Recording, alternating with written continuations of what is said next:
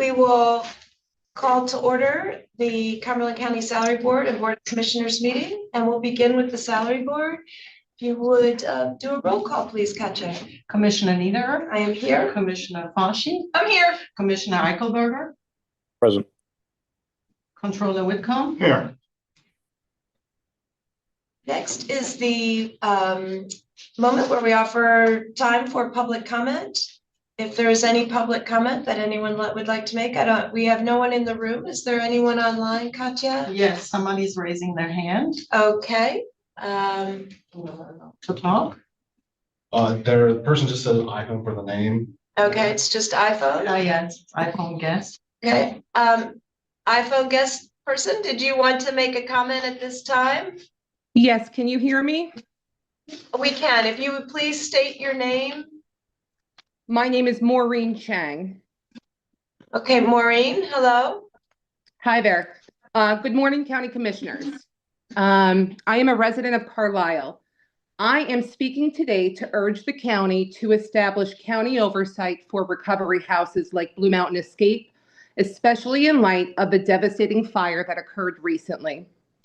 On November 10th of 2025, I personally raised serious fire safety concerns directly with the executive director of the county drug and alcohol department. I warned that the facility was a fire hazard, going over local occupancy.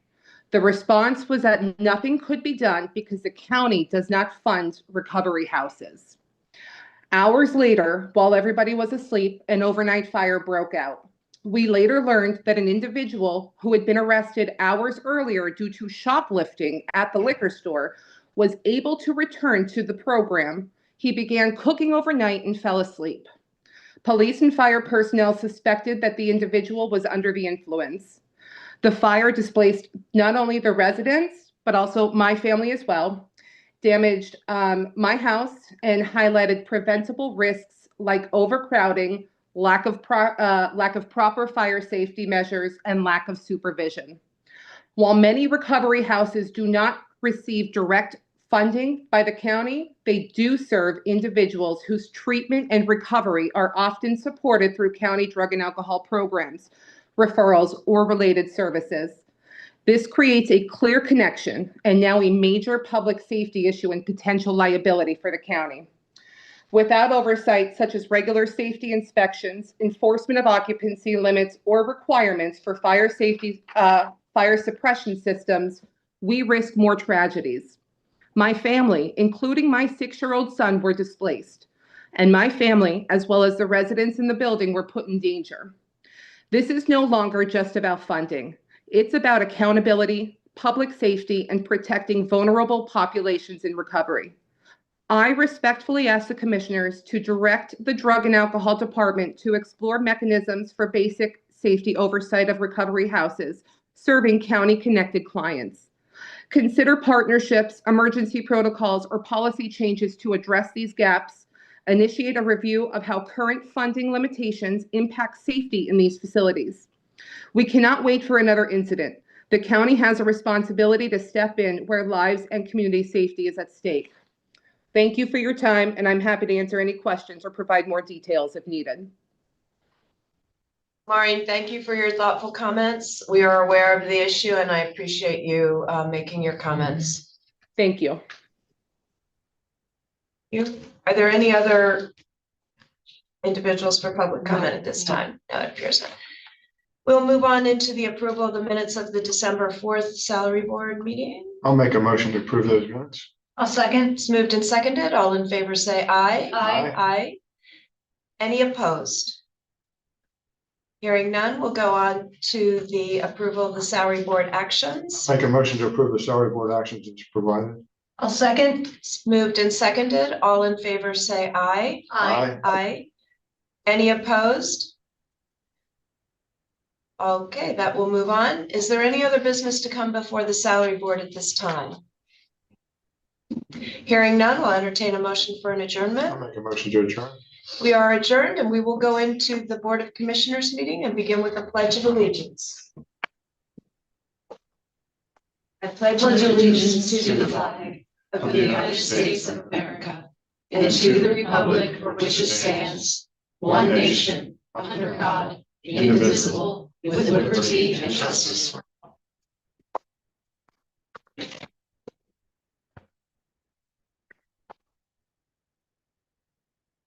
Could we have a roll call, please, Katya?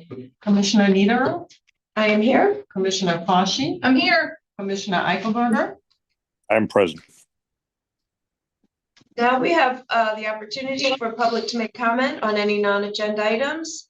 I do not see anyone in the room wishing to make comment. Is there anyone else online, Katya, for No. public comment? Okay, that will take us to the consent agenda, and I will turn that over to our Chief of Staff, Stacy Snyder. Thank you, Commissioner. So the consent agenda is a list of routine items. They do not appear to be controversial in nature and also do not appear to require any additional discussion. If anybody requires discussion on any items in the consent agenda, and that would be agenda items 4 through 12, now would be the time to make that request. Hearing none, seeing none, Commissioners, I would request approval of the consent agenda. So we move to approve. Is there a second? I'll I will second. second. If there's a second, it's moved and seconded. All in favor, say aye. Aye. Aye. Thank you, Commissioners. That Thank takes you. us to the regular agenda.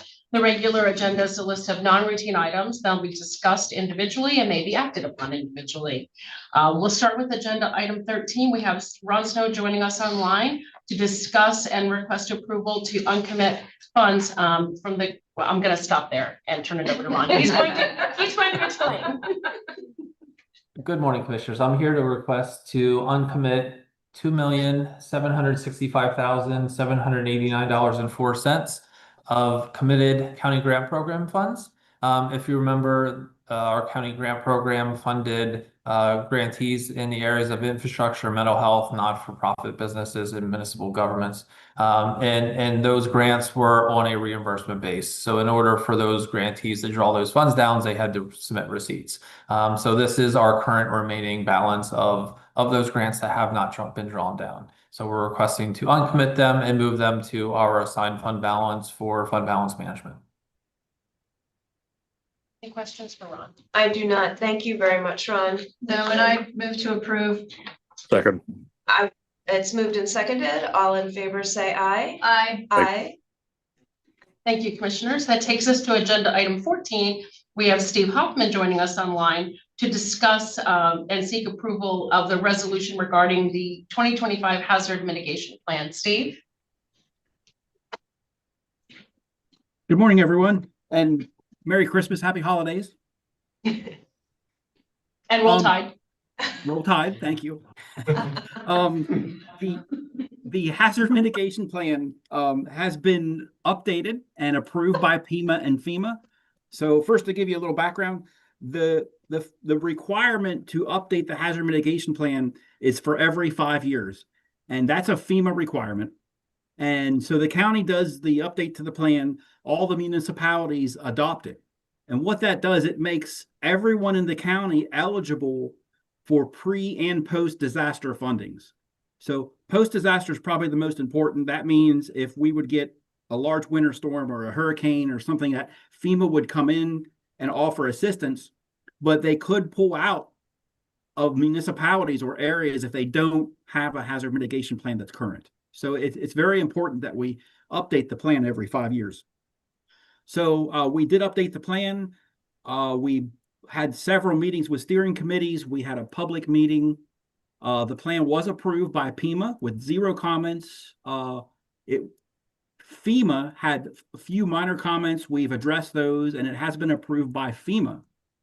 So at this point in the process, we're sending the plan and a draft resolution to all the municipalities so they all adopt, which makes them eligible. And as part of that process, it is asked and highly recommended that the county also consider adoption of the hazard mitigation plan. The plan is extremely large. It is available on the planning department website. If anybody wants a link to the plan, I'll be glad to help them out. And before I let you guys go with your decision, I wanted to shout out to GIS and the Department of Public Safety. They both had very important roles in the upgrade of the plan. And as a team, we got it done with our consultant. Any questions for Steve? Hey, Steve, I- one question. Is there any significant change between this and the previous hazard mitigation plan? So there was an update to the population and census data. We did a survey, and in the survey, Gary, we said, hey, what hazards are the most important? What impacts you the most spatially? What impacts you the most as far as frequency? So all the hazards were ranked, and that has to be done every year, and it does change based on events. Just to give you an example, in 2019, our plan did not mention pandemic hardly at all. Then all of a sudden in 2025, the pandemic is on the list. So we re-rank the hazards every 5 years, and we reach out to all the townships and stakeholders and say, hey, if you have a project and that project could mitigate a hazard or mitigate vulnerability to a hazard, that project goes into the plan. And then if they would apply to PEMA and FEMA for funding, PEMA and FEMA, when they're looking at that fund request, they're going to say, oh, good, it's listed in the hazard mitigation plan and we can approve it. If it's not in the plan, we would have to do an amendment, put it in the plan, and then they would be approved. So the short of it is we reached out to everyone and said, hey, please, any projects you might have that could mitigate a hazard, please send them to me. And we'll put them in the plan now. So we had many projects added to the plan as a result of the update. Good. So the only question I have is, we've always, not always, but for as long as I can remember, flooding has been identified usually pretty clearly as the main hazard countywide. I assume that's remaining pretty consistent. Yeah, the hazards are consistent. I think based on the survey, and I'm going from memory here, so please take this with a little bit of a question mark. I believe the top hazard this round was winter storm, but flooding was right up there near the top. Okay, that's great. Thank you. Appreciate Thank you.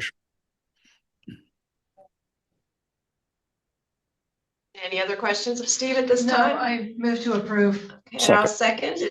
It's moved and seconded. All in favor, say aye. Aye. Aye. Next up, we have Thank you, the guys. discussion and approval. Okay, so that takes us to the contracts and grants portion of the agenda. I'll ask Angela Smyser to cover those. Thanks, Stacy.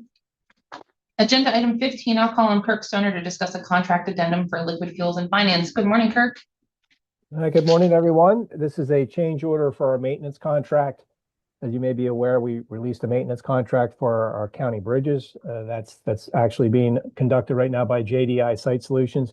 We reported an accident on Bergner Bridge, which we owned, which damaged the guide rail. We want to add that guide rail project into our maintenance contract. It's an eligible use and can be added in, save us some mobilization and other costs of creating a new contract just for that repair. Cost of the change order is $10,165.88.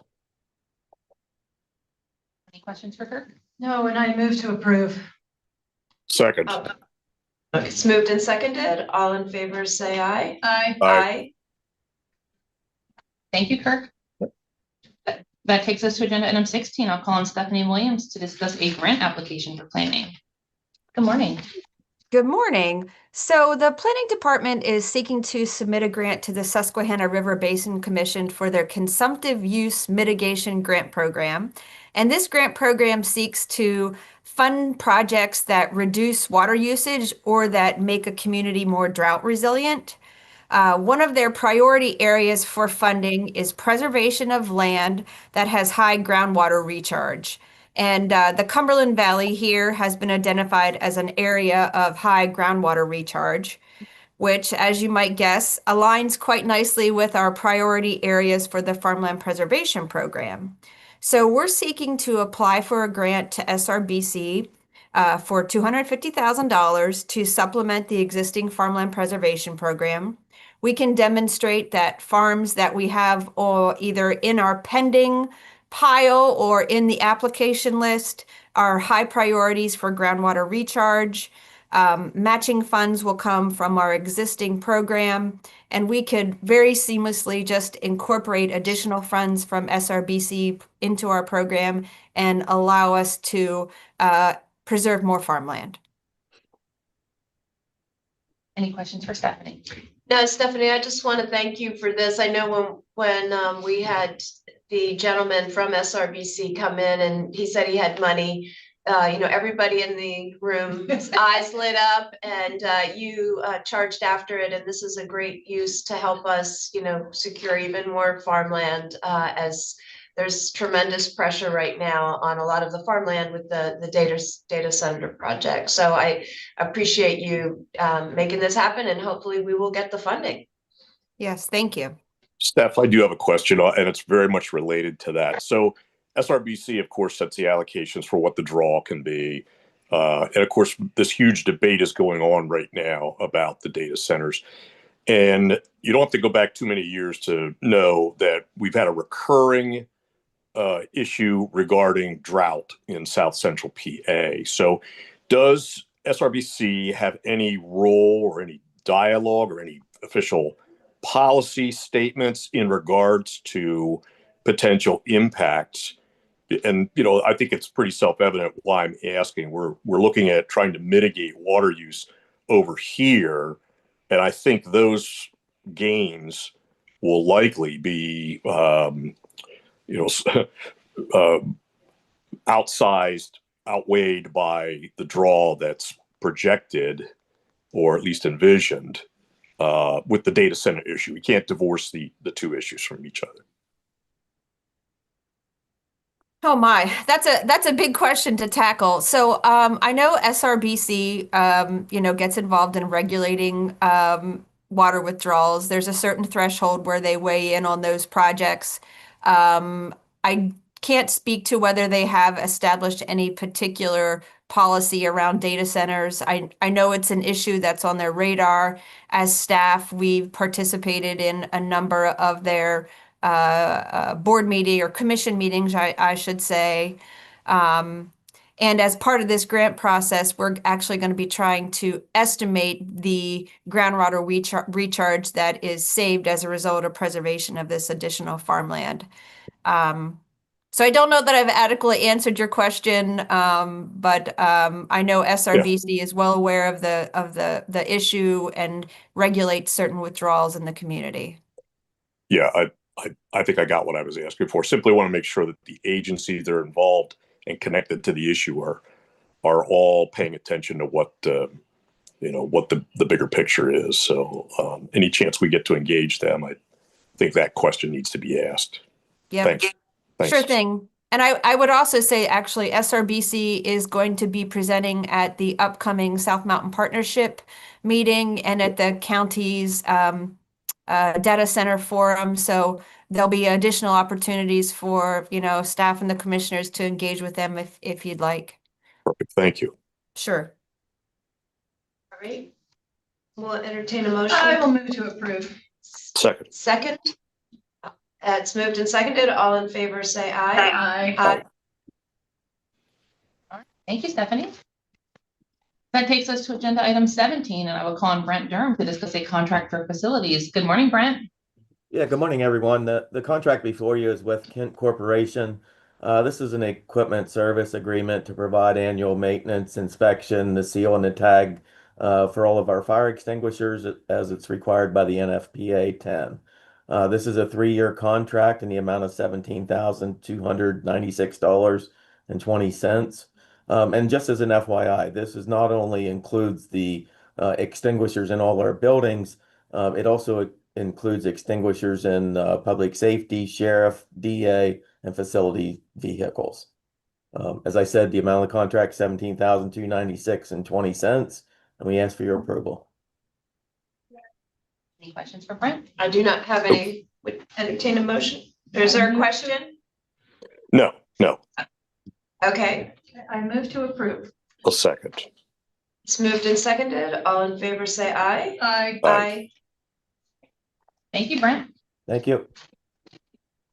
Agenda item 18 are the contracts and grant for MHIDD, and Miranda and Katie will be tag teaming these. So Miranda, if you want to do yours and then hand it over to Katie to do the last item. That's perfect. Good morning, Commissioners. I have 3 contracts for you this morning. These are all increases, and what we're doing is when we knew we were going to have a budget impasse, we had only contracted with these providers for 6 months. So now that we are out of that phase, we are extending these contracts through the end of our fiscal year through June 30th. The first one is for Aurora Social Rehabilitation Services. They provide social rehab for us. This is an increase of $77,044. Next is for NHS Stevens Center. They provide a variety of services for us, and this is an increase of $1,156,211. And finally is Penn State Health Holy Spirit Medical Center. And this, they provide, again, lots of different services for us. And this is an increase of $1,147,774. Can I answer any questions for you? I don't have any, Miranda. All right, well, then I'll take it for the last one. So I'm requesting permission to apply, sorry. That's okay, thank you. What, did you want to vote? I thought it was all. No, go ahead. You're right.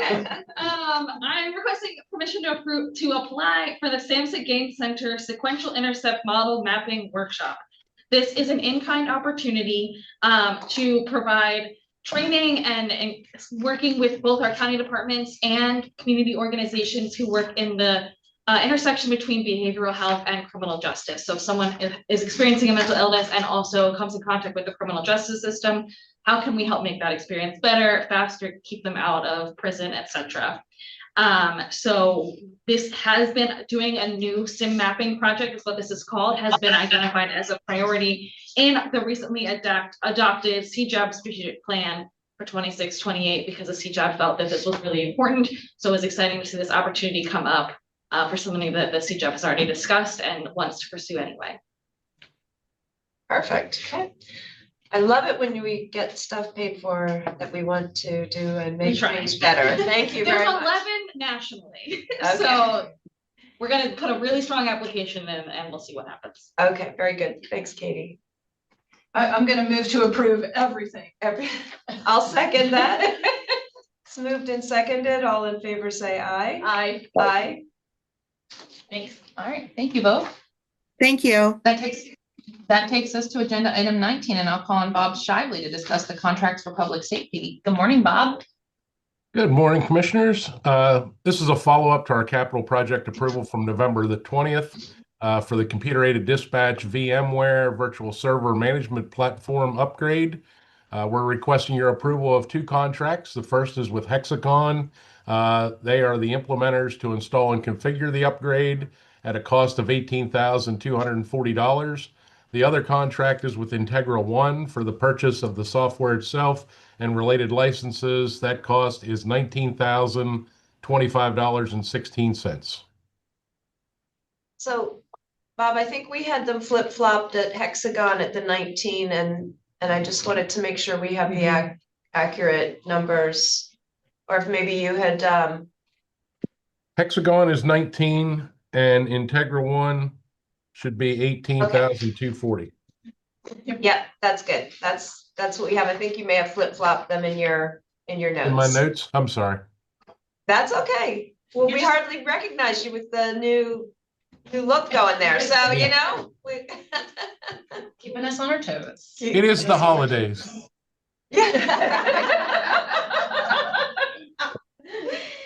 I'm going to move to approve. Okay. I'll second. I'll second. Okay. And it's moved and seconded. All in favor, say aye. Aye. Aye. All right, thank you, Bob. Thank you all. Thank you. That takes us to agenda item 20, and I will call on Tammy Shearer to discuss a contract addendum for the recorder of deeds. Good morning, Tammy. Unmute. There we go. There you are. Hello. Today we have the Optical Storage Solutions contract, which is basically a continuation of our land records software that we've been using, I believe, since 2007. And this year, the price appears to be just a little bit higher. That is because of the records notification system.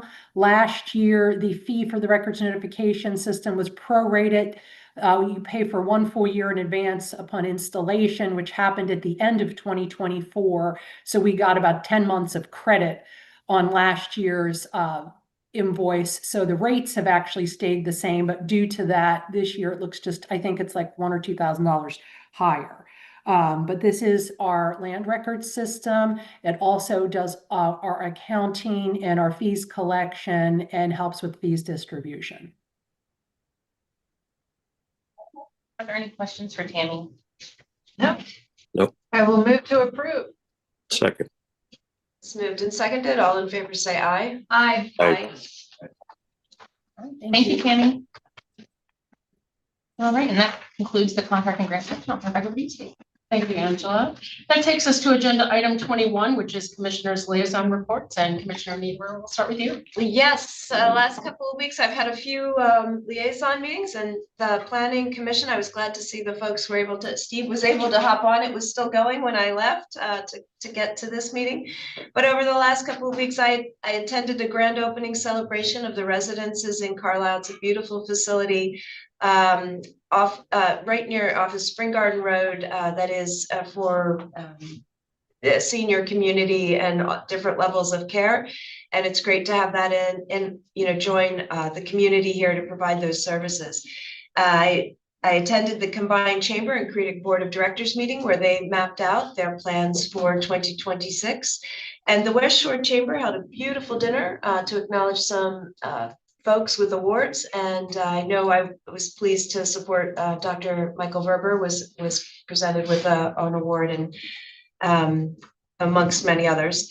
Additionally, I attended the Harrisburg Chamber and Credix 2025 Catalyst Award, where we, along with Ms. Commissioner Fashi, where the Cumberland County Commission for Women were presented with an award as the government agency of the year, supporting it was great to be acknowledged, and the women do such wonderful work that it was fun to spend the evening with them at that ceremony.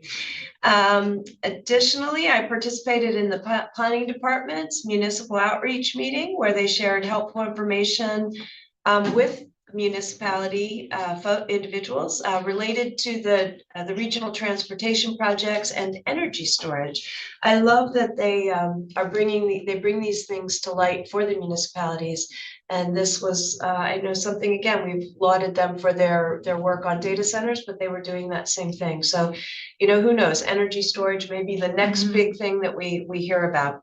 Additionally, we did have an ag board meeting where we went through multiple requests. The request from the Williams Grove Historical Steam Engine was approved, and I'm really looking forward to that. It's very cool. They want to put in a track around a farm that would be a loop for folks to take and do educational workshops and have displays related to farming and agriculture in Cumberland County.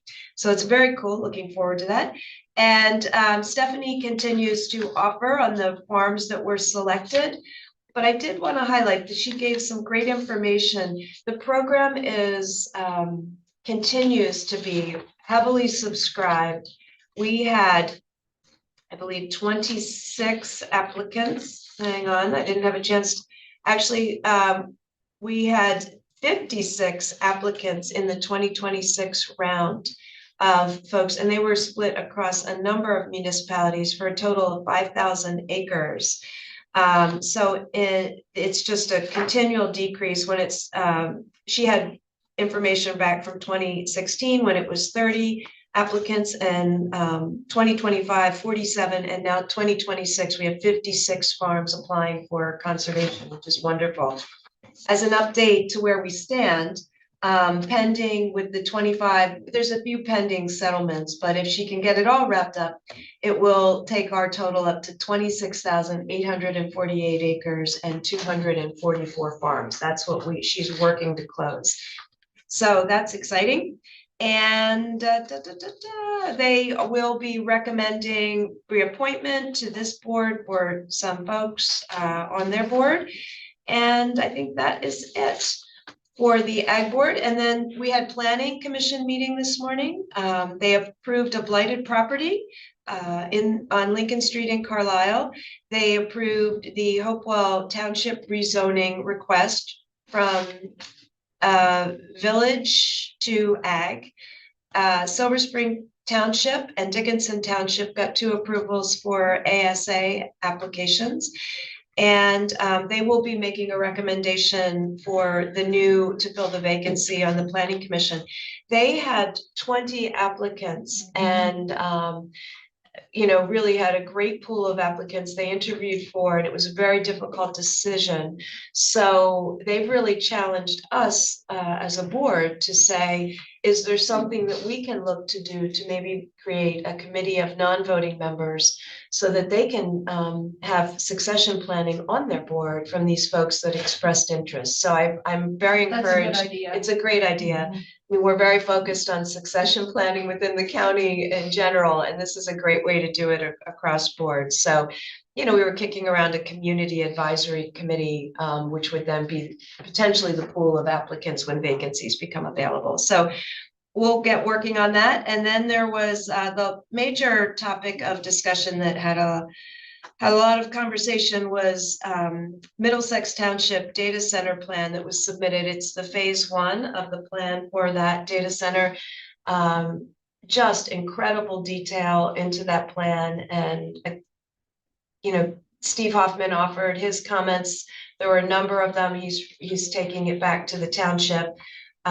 Just their role is to make sure that the plan is in accordance with the ordinance. And so he pointed out a few things that he thinks will be helpful if they can identify a little more fully. But it raised a lot of discussion, a bit of public comment as well. And the board wants to be very engaged in that project. This was only phase 1. There's a master plan that needs to be reviewed, and I think it's set in 3 phases. So the board's going to become very involved in that process. So again, can't say enough about that board and the way that they engage on the issues at hand that are brought to them. So I know that was long, but all important and really good stuff. So Thank you, Commissioner. thank you. Commissioner Welch. Well, good morning, Cumberland County. So the Conservation Board met and their update is in our packet and we could read that. But Carl Goshorn, our Executive Director of the Conservation District, is retiring.